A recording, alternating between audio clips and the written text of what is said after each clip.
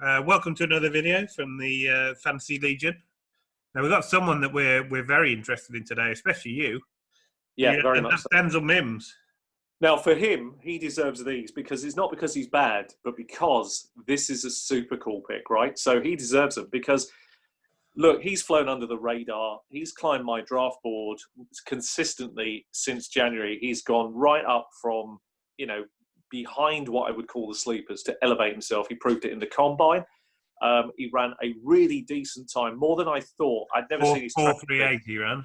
Fabulous, really fabulous. Great size, 6'3", 207 pounds, all those sort of things. He's got a really weird up and down college career because you look at it, he's had a couple of 1,000-yard seasons, a couple of 800-yard seasons. People will look at that and think, what they miss is the fact that there was a lot of inconsistent quarterback play for him. Yeah. A lot of really inconsistent quarterback play, which held him back. But the scouts didn't see it that way. And I had to re-look at the tape. So I was looking at more closely over the last year. I look, highlights are one thing. You'd want game tape. And I had to re-look back at him. And I started to notice a few things that I hadn't picked up on. We've spoke about other players and we're looking at the way their tendencies, the way they operate. And Mims, he does something very special, which for a quarterback is really, it's going to sound really difficult to examine until you really look at certain style of game tape. It's the nuances that he gives the quarterback, the little signals that he sends in when he knows something. It's the way he is able to hold off a good corner or a safety. It's how he breaks open. He's got a really high understanding of the game. He shows an intelligence that I think very few wide receivers do. He's up there with he's not the top two as it stands at this class as you rate them. But he's right there. He's right on that cusp of being, like, you could argue the 3 or the 4 in this wide receiver class. Very good class. I like Justin Jefferson. I like Mims as well. And Mims is right now shoulder to shoulder with Jefferson. The two of them right behind the top two. And I've got to give them both consideration for breaking into that, being the number one, because they are excellent. And Mims, do not let him slip in your drafts. If you can get a share of this guy in dynasty drafts, try to get a share where you can at the right price. I've tried to get him in a recent dynasty draft, but he's unfortunately, as is often the way with everybody's kind of got their favourites, and he just went just a round and a half too high for me, which is a shame because I wanted the best value I could get.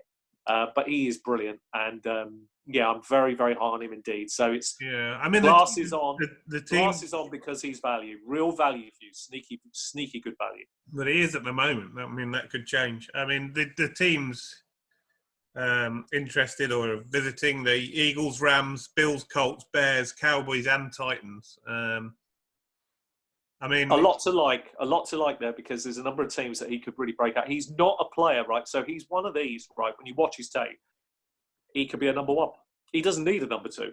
So that's why, like Jefferson and him, that's why they're there at the top of that, because they've got the route running skills. There's a couple of things where I would want to coach a little. I'd want to get a little bit more out of him from a coaching perspective. It's a personal thing. There are some of the players like Lamb. When I look at Lamb's tape, he can run the tree, but he can sometimes be very unorthodox. So I'm not going to coach that out of him because that's how it's how he's going to make his bread and butter because he's different. This guy runs really smooth. And, if it was for a bit, if he'd had consistent quarterback play, he would have been regarded like as Judy and him would have been the 1 and 2. So Mims has slipped right under the radar, but the coaches and the scouts, that's why so many teams are looking at him. Because you say that. There is a scout that's labelled him Mims better than Lamb and Judy as a prospect. I'm not, you're not the only one that's, he's catching the eye of a few people. I'm pleased to see it because he could be one of these players that there's always somebody in every draft that really wants to get him and they'll pay a big price for him. So he's one of them players you should get value, but you might never get it. I genuinely believe he could be a player that shocks us in the NFL draft. He may go higher than we all think. He's got that kind of capability. Well, we haven't got long now to find out, so that's good. Think of it this way, right? So think about why this guy could be really, really exciting and why scouts, not just because of one scout, but just think really 6'3", 4.38 straight line speed plus his game speed. That's really unique. Those are very interesting things. Size is always and with that kind, and he beats the press and the close quarter coverage really well. So he's got everything you're looking for. So he's sneaky. Could be a factor year one.